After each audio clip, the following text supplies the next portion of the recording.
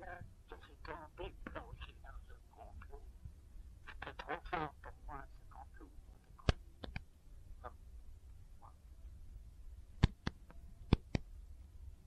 Je suis amnésique. Je crois que j'avais aussi avec elle que je l'amenais, avec moi, un enfant. J'avais deux enfants, un avec une fille et un avec une fille.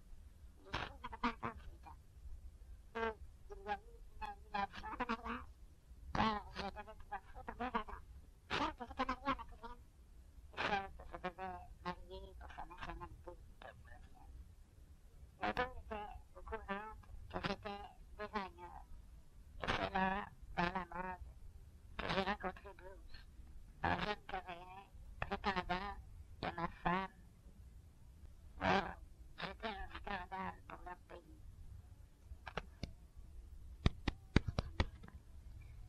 Moi qui vivais en haut d'un duplex avec ma cousine, qui très peu de putain. C'était le plan que j'ai comme diplomate préparé pour me séparer. Avec un autre Coréen après le mariage rompu. Que la communauté coréenne a s'occupé de eux qu'elle promettait. J'avais un enfant avec la Coréenne et un enfant avec ma cousine. Et j'étais jeune dans les deux cas. On me considérait comme un irresponsable. C'est vers la fin de cette période que, à mon dépourvu, j'opérais mon dépanneur et je vivais avec mes deux femmes dans mes appartements multiples. Elles s'occupaient des bébés à la maison avec ma tante. Mon livreur était mon commandant à l'ONU. Il n'était pas en permission. J'ai été victime d'un complot contre moi, un colonel, que j'étais à l'ONU et président de l'UNESCO et fils et petit-fils héritier de Rockefeller. Aujourd'hui, je suis habillé avec un pantalon unique confectionné à la machine à coudre du premier étage de la rue Saint-Paul. Un tissu fabriqué avec une surjeteuse à 6 fils. Et le chandail est un tissu tissé à la base mécaniquement, que le rouleau de tissu, je l'ai repassé au tissage à la main. Et le crochetage des poignets de la base du chandail et le col est un crochetage à la machine, un jeu en étirant le fil et de crochetage d'une maille à la main comme technique, parenthèse, l'industrialisation de mon travail artisanal, fermez la parenthèse.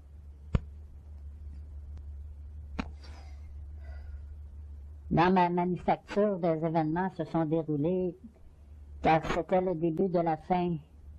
Quand je suis revenu à Montréal et que j'avais deux femmes dans ma vie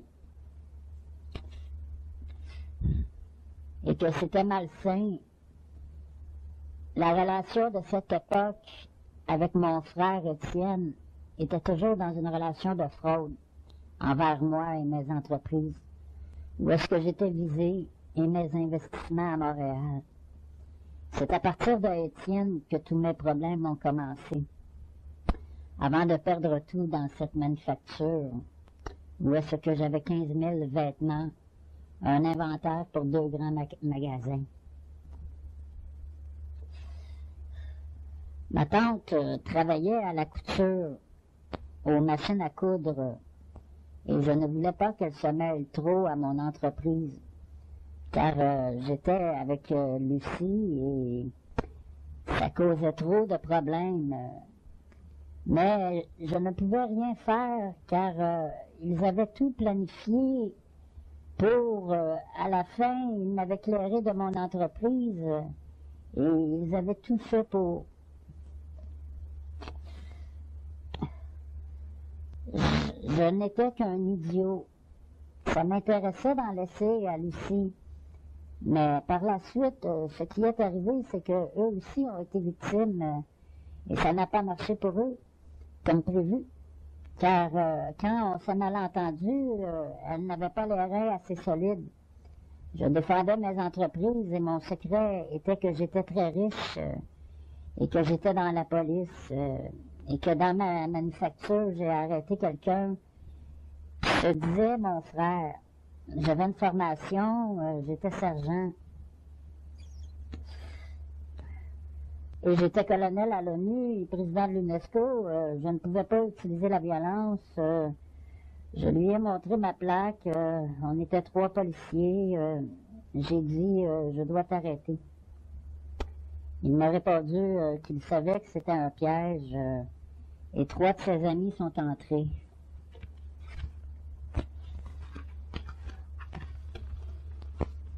J'ai pris mon pistolet dans l'étagère de mon bureau et ça a tiré. Ce n'était pas nous qui avions tiré. Ils avaient 2 blessés. Les autres se sont sauvés.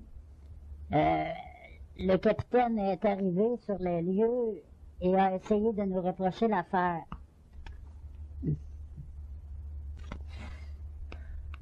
C'était donc la fin du complot. J'étais à l'ONU à cette époque et dans un voyage au Brésil, j'ai protégé des enfants de la rue qui se faisaient tuer par des commerçants qui payaient pour tuer ces enfants, les policiers. Je les ai protégés dans mon magasin. J'avais demandé aux enfants de dormir sur ma galerie, que j'étais président de l'UNESCO et que j'allais faire un téléphone si quelque chose arriverait. J'ai vu les policiers et j'en ai reconnu que j'avais déjà vu en Ontario. Ils étaient 8 et le soir, un enfant est venu me prévenir qu'il se faisait chasser. Et je leur ai ouvert la porte et ils sont entrés. J'ai pris le téléphone et téléphoné à un colonel de l'armée canadienne. J'avais des armes et la police entourait mon magasin. Je leur ai montré de la fenêtre ma plaque de policier et ma carte de colonel, ainsi que mes papiers de l'UNESCO. Et je leur ai donné le téléphone pour parler au colonel de l'armée canadienne. Et on s'est arrangé et tout s'est bien terminé. Dans l'histoire du Brésil, je m'étais rendu dans le pays car je choisissais mes voyages où j'allais voir les investissements de mon héritage, que je considérais bons, mais je n'étais pas très intéressé à certains investissements. L'argent comptait beaucoup dans mon choix. J'avais une manufacture de chaussures qui m'intéressait au Brésil. Au Québec, on avait quelques entreprises, dont un magasin de cravates sur la rue Mont-Royal, 27 Mont-Royal, que le vieux commerçant croyait mourir avec son magasin, dont j'étais le propriétaire. C'est drôle, que je tenais à garder, car jeune, j'y avais vendu de mes cravates que je confectionnais à la maison. Mais je l'ai perdu aussi dans la fraude dont j'ai été victime.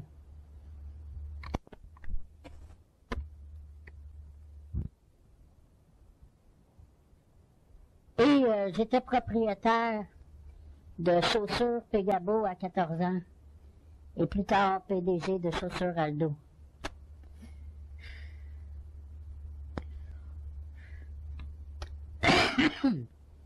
On était actionnaire et propriétaire de quelques entreprises au Québec jeunes, dont Stock, une compagnie de mécanique industrielle.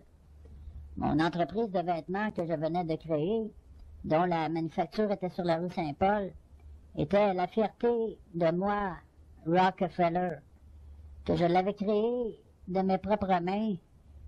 Mon pantalon, dont le tissu a été fabriqué à la surjeteuse, je l'ai porté dans un discours à l'ONU, où est-ce que mes frères étaient avec moi, que j'étais connu comme le colonel qui avait une machine à coudre dans sa chambre. L'armée aimait bien ça, mais ça leur déplaisait en même temps. Aujourd'hui, quelques 20 années plus tard, en fouillant chez Dan, j'ai retrouvé à la même place d'il y a plus de 20 ans, de mes tissus et de mes vêtements que j'avais enfouis dans le fond d'un garde-robe, et aussi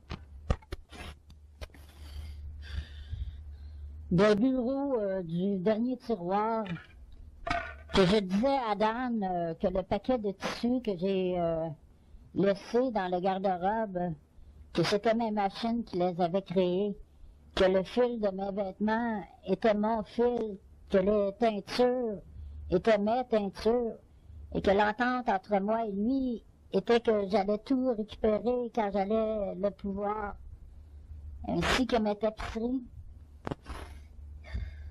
mes rideaux d'enfance. Ça n'a pas été long que j'ai tout retrouvé. Quand c'était le temps de partir avec mes affaires avant le déménagement. J'ai perdu des pantalons quand j'étais paysagiste. Un pantalon genre de jute que j'ai laissé accrocher au mur, ainsi que mes Kodiak avant de quitter mon emploi.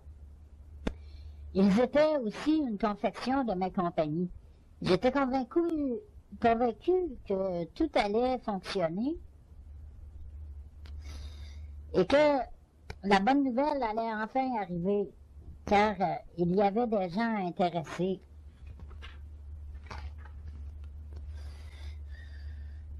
J'avais un rendez-vous d'affaires avec des hommes d'affaires japonais. Je leur avais donné rendez-vous à l'ancien forum de Montréal, qui n'a pas vraiment fonctionné. On allait se redonner rendez-vous au Japon, et j'avais discuté avec eux de mes vêtements et leur avais proposé de leur présenter un défilé de mode après le repas directement au restaurant. Un spectacle avec des serpents dont ma conjointe était la modèle. Ils ont beaucoup aimé Lucie. On s'était entendus en affaires et ils étaient aussi intéressés au défilé et de mes vêtements, mais préféraient à Lucie une jeune japonaise. Ils ont trouvé Lucie très belle et voulaient même passer une nuit avec. Que j'étais en désaccord, mais la réponse devait venir de Lucie, qui était très mal à l'aise. Moi, je refusais que Lucie ne soit pas la modèle de mon défilé, que j'avais conçu le spectacle pour elle, et que si Lucie n'était pas la modèle, ce ne serait pas le même show. Il remettait en question les serpents et proposait de les remplacer, exemple, par un spectacle de magie. Lucie a donné son spectacle au Japon. Et nous étions tous autour d'une grande table ronde, que pour faire plaisir à des amis, je les avais invités à venir découvrir avec moi le pays fantastique qu'est le Japon. Moi et mes 3 frères, et notre ami, qui était surtout l'ami de mon frère Luc, Lucie était triste,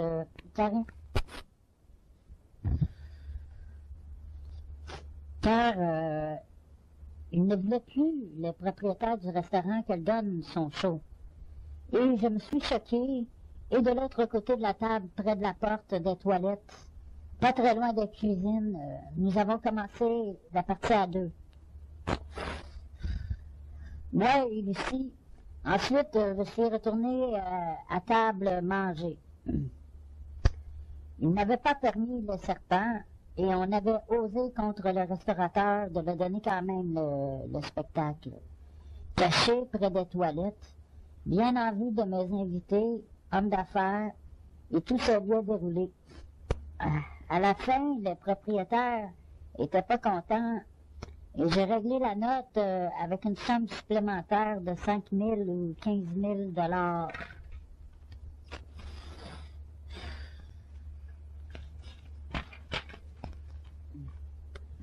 Je suis sûre que ma mémoire se souvient bien que Lucie était très confortable avec moi et riche, qu'on avait une Porsche et une Ferrari que j'avais achetée en Italie.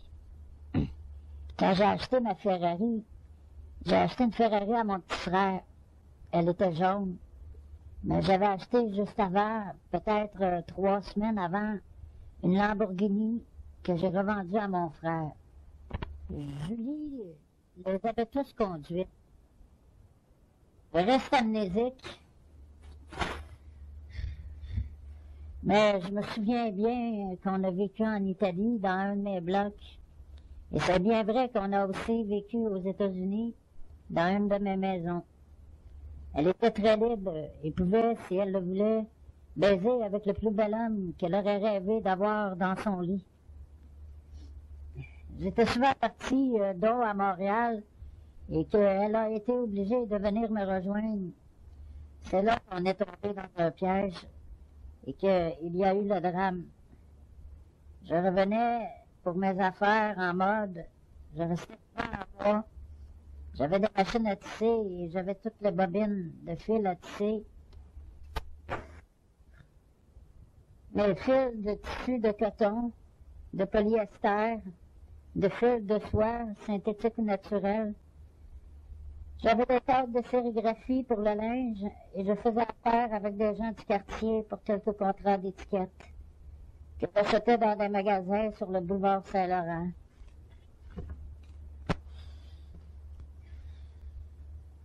Quand je partais en voyage ou je revenais à Montréal, je ramenais en bateau ma Ferrari que j'allais chercher au port.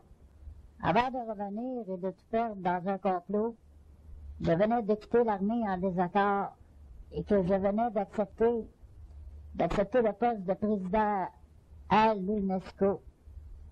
Et que c'est à partir de là que tout a commencé. J'avais traité des Américains de communistes. J'ai crié au scandale dans le dossier, période d'un malheureux incident. Premier complot qui est relié à ma femme et notre bébé à Montréal et New York. Où est-ce que je venais d'apprendre par téléphone, par Lucie, qu'un accident grave venait d'arriver. Et ma mémoire n'est pas très sûre en ce moment, mais elle m'a peut-être dit le détail au téléphone.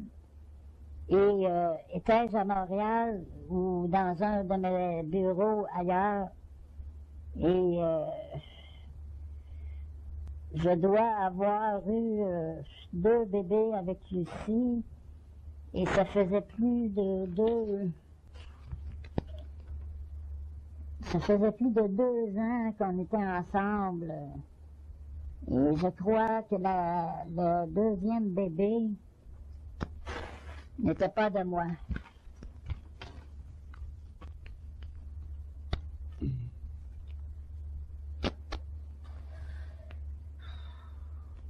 Mais Lucie, en revenant en Ferrari, revenue d'Italie à Montréal, m'a montré la preuve que le bébé était bien de moi. Donc, à New York, j'y ai vécu avec Lucie et un des bébés aussi en Italie et à Montréal. Un jour, j'ai appris la mort au téléphone d'un de mes bébés et 1 an et demi plus tard, un accident avec ma Ferrari en revenant un soir d'Italie dans le noir.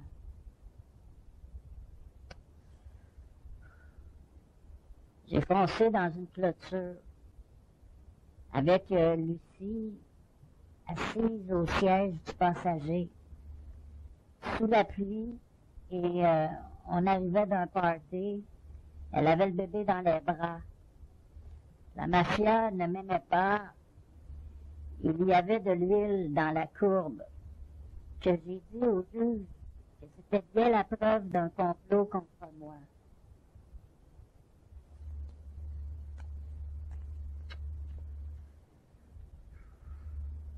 Lucie était rebelle et assez jeune. Elle venait d'avoir 19 ans.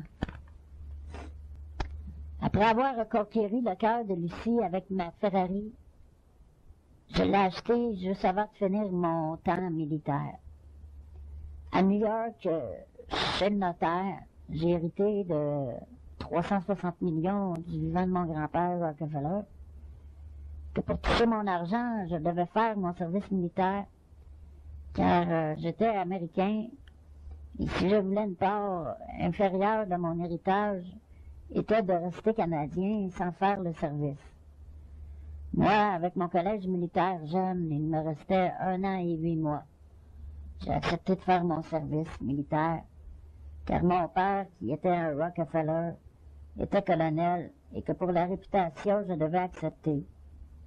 À l'époque de la guerre du Vietnam, mon père avait quitté pour le Canada.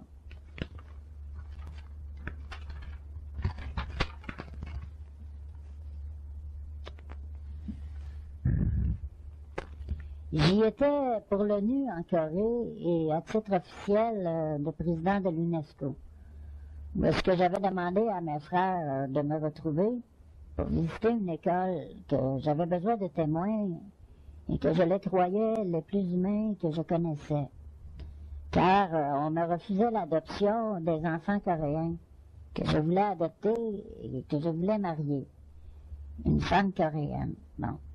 Je voulais marier une femme coréenne de leur pays et que j'ai dit aux Coréens et à la classe que j'allais leur présenter mes frères comme ils sont gentils.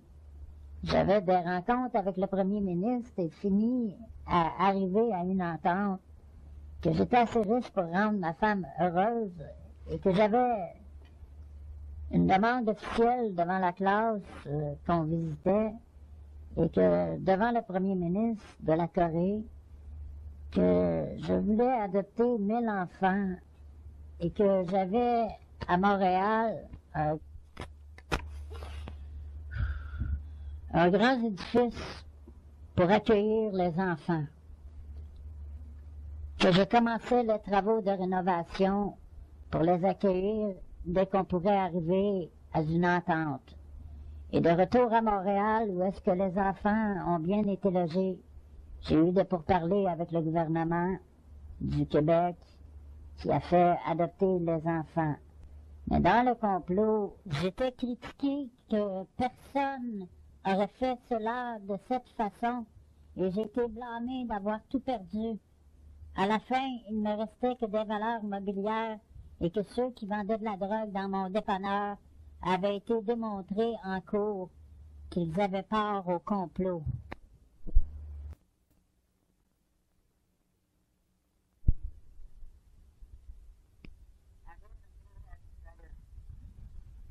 Non-torture, art academies are anything bullshit. Depuis que j'ai été capturé par la Corée du Nord dans un détournement d'avion où ils m'ont capturé, moi et mes frères.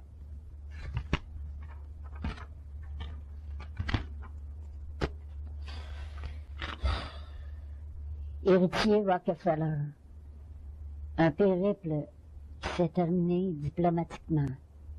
En arrivant au Québec, où est-ce que j'avais des investissements assez intéressants, et que c'est en arrivant au Québec que j'ai été mêlé à des affaires de drogue, de trafic d'héroïne et de cocaïne. Le drame d'être devenu un criminel. Le complot qui m'a anéanti instantanément. J'ai été en cour où est-ce que j'ai raconté l'histoire au juge, mais j'étais hypnotisé. Et dans mon histoire, il y a eu mon dossier en justice, que j'avais eu un enfant avec ma cousine, et que mon enfant avait été mangé par un python, et qu'on m'avait accusé d'avoir tué mon enfant, et que je n'étais pas là quand le python a mangé mon bébé. Le python, je l'avais ramené du Brésil, qu'un jour j'y étais avec mon frère, qu'un terrible accident est arrivé, que je vous raconterai plus tard, que attaqué par un python de 30 pieds dans une usine désaffectée et un boa constructeur de 90 pieds, que dans un piège, dans une usine, on nous a attaqués. Et il y a eu des morts. De retour à Montréal, je suis retourné à l'île Bizarre pour annoncer à ma mère que mon frère était mort au Brésil, qu'il avait le remplaçant de mon frère qui m'attendait, et je lui ai dit que je ne lui en voulais pas, mais mon vrai frère venait de mourir au Brésil et que j'avais besoin d'un frère pour le remplacer, car je m'ennuyais trop de mon petit frère. Alors, Alors, j'étais avec Julie que j'avais apporté mes serpents à mon exposition au Salon des métiers d'art après le Brésil, que je sortais d'une conférence sur le changement climatique, que j'avais payé mon show sur grand écran et que la salle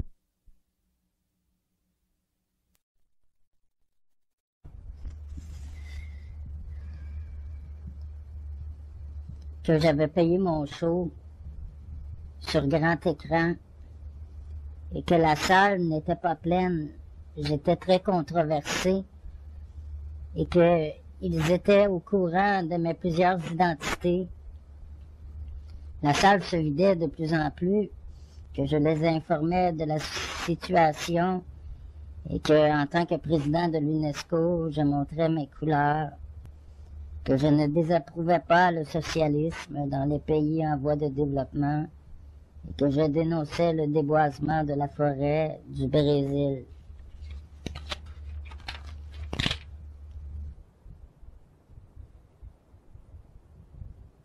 Et à la fin de la conférence, j'ai invité ceux qui ont resté pour me parler à venir à Montréal voir moi et mon exposition au Salon des métiers d'art, que j'allais exposer mes tissus et mes créations de la mode faites à la main, ainsi que mes bijoux, où est-ce que j'ai montré renversé sur un miroir une poche en velours noir de diamants, en me présentant comme Rockefeller, petit-fils de David Rockefeller.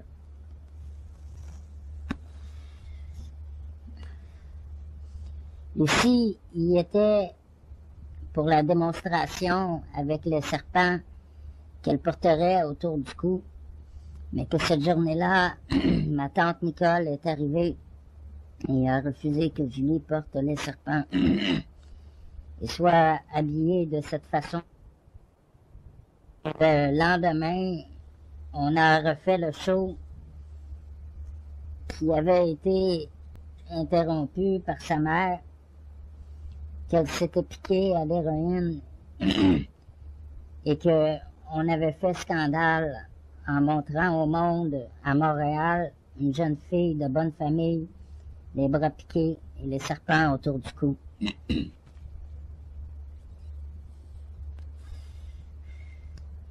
Elle et son ami sont arrivés à la dernière minute, avant le spectacle, mais son ami est arrivé un peu avant et s'est shooté derrière le kiosque avec Lucie, et qu'il voulait que je me shoote avec. Ils étaient déjà 2 heures de l'après-midi, que je serais trop gelé pour finir l'exposition. J'avais ma bouteille de vin cher, que je buvais à 120 piastres, et j'avais 3 bouteilles en bas du comptoir, une à 90 piastres et 2 à 45. J'avais garé la Porsche dans le garage en bas de la salle d'exposition et la chicane a commencé avec d'autres exposants qui ont appelé la police. Je leur ai montré ma plaque et dit que j'étais dans la police. J'avais des amis avec moi et Lucie et la bataille a commencé. Donc, j'ai ramassé mes affaires que j'ai mis dans l'auto et je suis remonté avec ma caméra pour aller chercher Lucie. Quand je suis arrivé, Lucie n'y était plus. Lucie, au loin, au fond de la salle, on a entendu quelqu'un crier « Il y a un terroriste dans la salle qui a une bombe » et la bombe a sauté.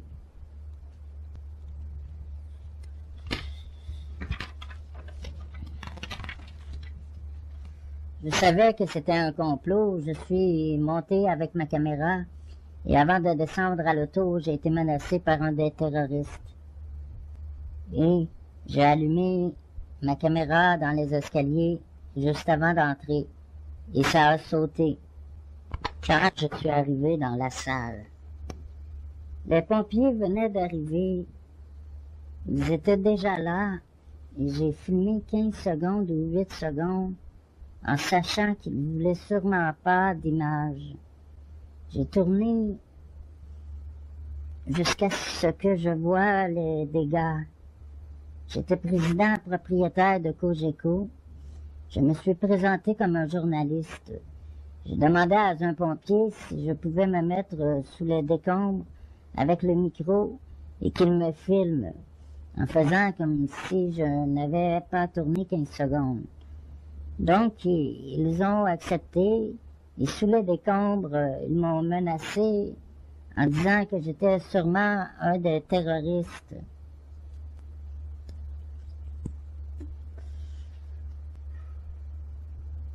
Et qu'ils attendaient la police et que j'avais ma plaque avec moi. Et je leur ai montré. Ils me l'ont prise et me l'ont redonnée plus tard. Ils ont essayé de nier que j'avais une plaque, que je leur avais donnée dans les mains ma plaque. Le début du drame qui a eu lieu à Montréal, qui était la vraie raison pourquoi ils me voulaient à Montréal, pour nous tuer et m'accuser par la suite d'être l'assassin à cause que je m'en suis sorti vivant. Ça a débuté dans mon entrepôt de la rue Sainte-Catherine, où est-ce que le matériel de mon exposition, de mes expositions à venir, prévues dans plusieurs pays, était entreposé. L'exposition de Montréal avait été un rodage. La bâtisse m'appartenait, ainsi que la bâtisse sur la rue Saint-Paul que j'avais et que c'était une ancienne manufacture de textiles. J'avais en valeur mobilière 80 millions de dollars. Que j'arrivais du Brésil et plus rien n'était pareil, que mes frères n'avaient plus tout leur argent, je ne les croyais pas. Ils étaient contre moi et que quand je me suis réveillé un matin de tout l'étage de la rue Sainte-Catherine et que je me demandais ce que je faisais là avec Lucie dans le lit et que Lucie me demandait de ne pas m'énerver et que mon cousin et mes frères, que je leur avais dit il y a environ 3 semaines avant qu'on ne se reverrait plus pour quelques mois. Je savais que quelque chose n'allait pas. Et je leur ai dit, on se reverra plus tard. Je suis fatigué, je vais dormir un peu. Et j'ai fait l'amour avec Lucie, que je ne pensais pas à mon cousin qui était là. Tous étaient là pour mon argent, puisque j'en faisais bénéficier Lucie. La famille au complet était présente contre moi. Mais je ne me doutais pas de ce qui allait arriver. Quand je fus réveillé à cause d'une chicane de kilos de cocaïne retrouvée dans mon sac, mes sacs de voyage, que j'ai encore aujourd'hui. Mon cousin avait un sac de cocaïne et Étienne en avait 2. Il y avait aussi Lucie qui était là, car maintenant, j'étais devenu une source d'argent pour tout le monde. C'était à partir de là que j'ai été victime du groupe de motards, les Hells Angels, que moi-même a parti en achetant des motos flambant neuves à mes amis d'enfance, à mes frères et des invités particuliers. J'ai acheté chez Screaming Eagle 19 Harley Davidson, dont 8 la première journée, le premier jour, et 11 le lendemain. Ils nous ont livré un dimanche midi. 2 grands trailers et une à une, ils ont débarqué les motos. Je me préparais à aller vivre en Angleterre. C'était un cadeau d'adieu à tous mes amis. Je leur donnais en main les clés d'une maison. J'avais ouvert un club privé qui était devenu le Zubar. Et il y avait même un des Brownsmen. Après la fête, nous sommes partis en gang, en moto, sur la rue Sainte-Catherine.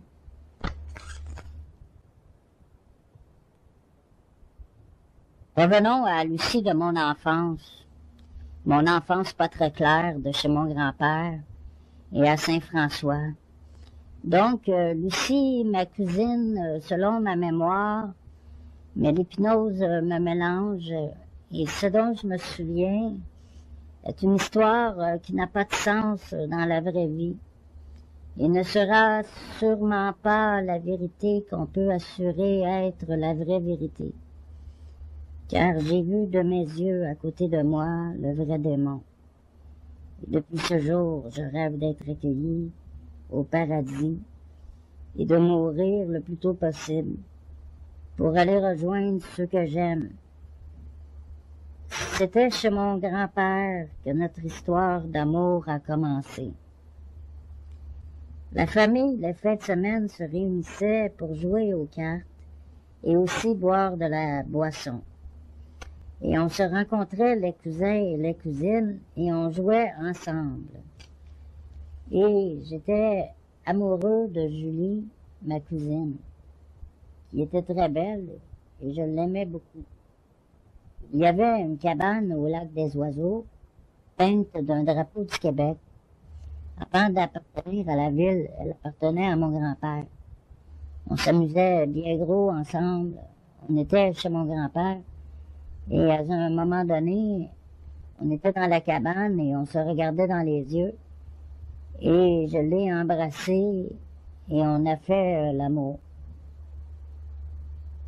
Quand j'avais 9 ans. Ce fut un gros scandale dans la famille. Mais de ce qu'on disait, Lucie n'était pas ma vraie cousine, parce que je n'étais pas dans ma vraie famille, et mes grands-parents n'étaient pas mes grands-parents que j'avais connus jeunes. C'était du monde différent. Ça fait plus de 30 ans que je suis sur le nom de Francis Laplante.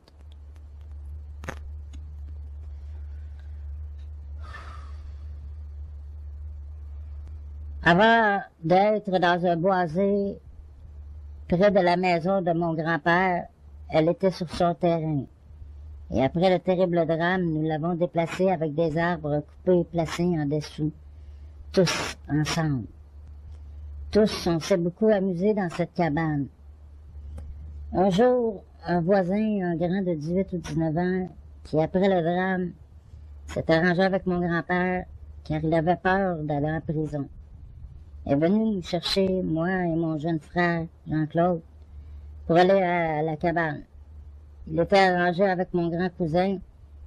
Moi et Jean-Claude sommes entrés et nous ont embarrés, et de la fenêtre, je les voyais rire, et ils ont mis le feu.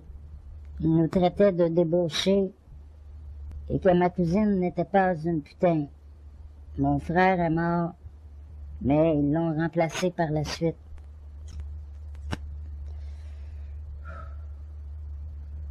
Et moi, j'étais brûlé au 2e degré.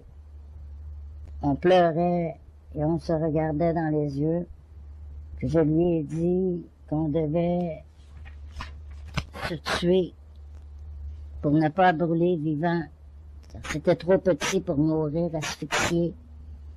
Et j'ai été sauvé par un jeune démon qui avait des jambes d'animal et des cornes sur la tête. Mon cousin et l'autre ont eu peur et se sont sauvés.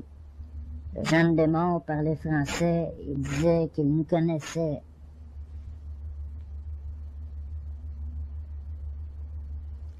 Qu'il ne pouvait rester plus longtemps car il aimait la chair humaine et ne pouvait pas contrôler son instinct animal. Je lui ai dit, tu es une expérience de laboratoire. Je suis triste et je suis sûr que tu n'es pas le démon, que tu as des sentiments. Je t'aime. Il a pleuré et un peu plus loin, sa famille l'attendait. Il est parti à la course rapidement rejoindre sa famille.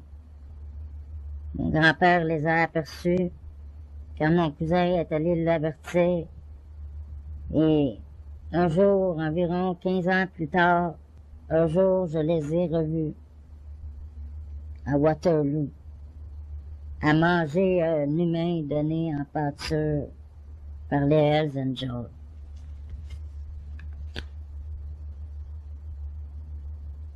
Il m'avait dit que mon grand-père n'était pas mon grand-père et que je devais quitter la terre de mon grand-père, qui était la terre des démons.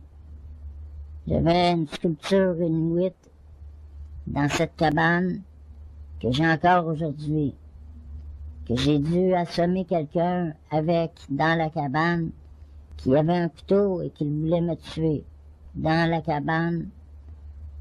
Donc, mon grand cousin avait mis le feu à la cabane à cause des relations sexuelles que j'avais avec Lucie dans cette cabane. Ils l'ont reconstruite peu de temps après. Ma sculpture porte encore les traces de l'incendie. Ils l'ont remeublée pareil et ont eu de la difficulté à retrouver un sofa identique. Je jure que j'y ai peint le premier drapeau du Québec, en l'honneur de mon frère mort sur la terre des démons. Une croix blanche comme on met une croix sur une tombe, et 4 fleurs de lys qui représentent les fleurs qu'on dépose sur une tombe. Une fleur pour chacun de mes frères et sœurs, pour mon petit frère. C'était l'année où le Québec a changé de drapeau. Mais l'hypnose est une histoire différente. On était chez notre grand-père et un matin, on s'est tous réveillés dans une maison qui était devenue la nôtre, avec un père et une mère, et mon frère n'était jamais mort.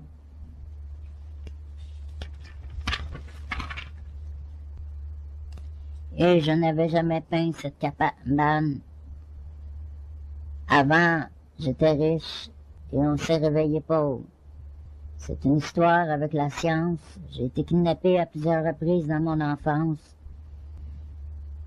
C'était ce jour-là que ma famille m'a quitté, qu'ils m'accusaient du meurtre de mon frère et que ma cousine n'était plus vraiment ma cousine et que plus tard, je pouvais l'épouser si je voulais.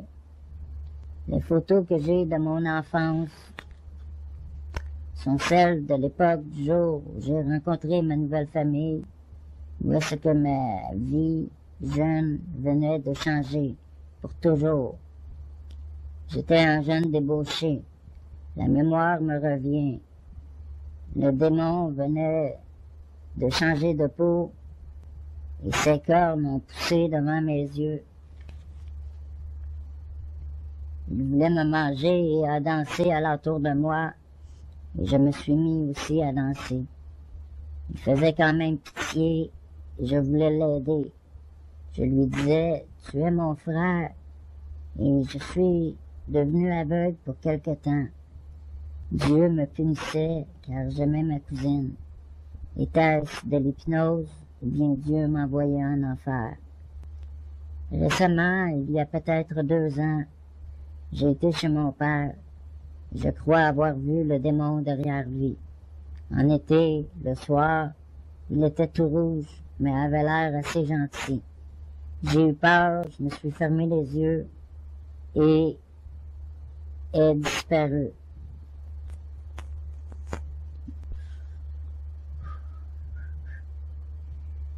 Il y a une histoire dans l'Ancien Testament qui m'a éclairé sur ce que j'ai vécu. Et c'est dans Samuel chapitre 5, paragraphe 19, de 6 à 12.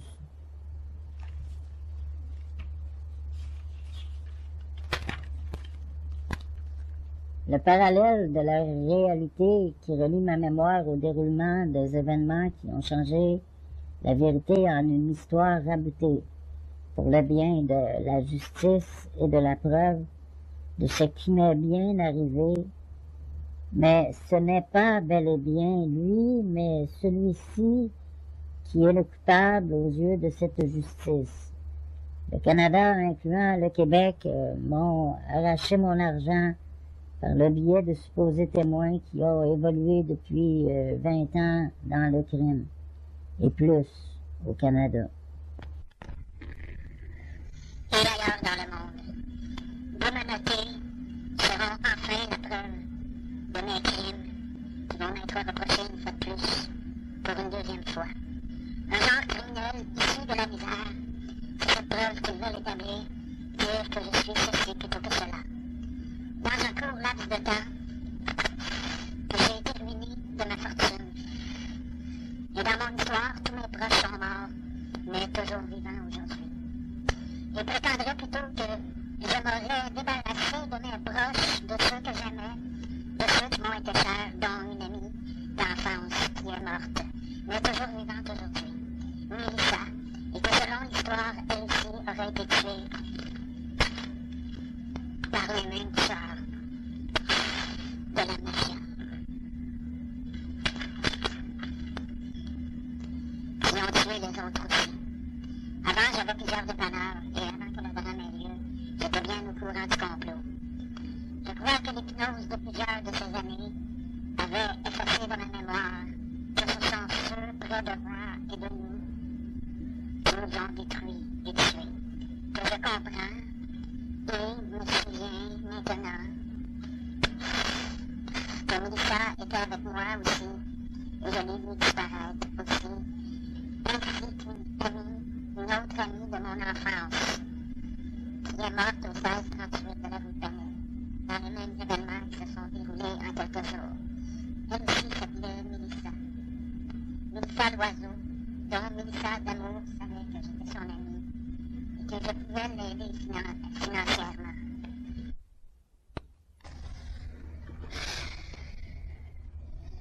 Et c'est ce que je fis, premièrement en lui offrant un dépanneur. J'avais investi de l'argent dans l'immobilier, dont l'achat récent du Cégep Saint-Laurent, qui était devenu mon collège, et investi dans le textile. Je m'apprêtais à quitter Pégabo et que les profits de mes dépanneurs allaient me faire vivre durant 1 an.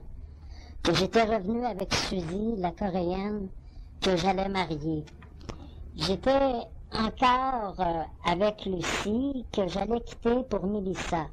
Mais Lucie me mettait en garde contre Mélissa, qu'elle disait